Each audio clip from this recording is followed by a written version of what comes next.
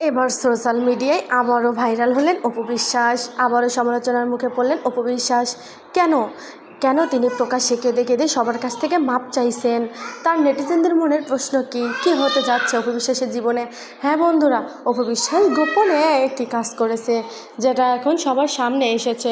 অপু বিশ্বাস নাকি শাকিব খানের কাছে থাকা অবস্থাতেই প্রবাসী ছেলের সাথে সম্পর্ক ছিল। শাকিব খান তখন জানতে পারেনি। ঘটনাটি তিনি এখন জানতে পেরেছে যে তার কাছে থাকা অবস্থায় তিনি প্রবাসী ছেলের সাথে বিয়ে করেছিলেন। এখন অপু বিশ্বাসের কী হবে? কারণ অপু বিশ্বাস তো ডিভোর্সই দেয়নি, ডিভোর্স তাদের হয়নি। এখন সে তাকে রেখে অন্য কোথাও বিয়ে করেছে। এই নিয়ে শাকিব খান এখন মামলা করতে যাচ্ছে করে। কি হবে অপু বিশ্বাসের? এদিকে অপু বিশ্বাস সোশ্যাল মিডিয়ায় বারবার এসে হাত জোর করে ক্ষমা প্রার্থনা করছে, সবার কাছ থেকে মাপ চাইছেন।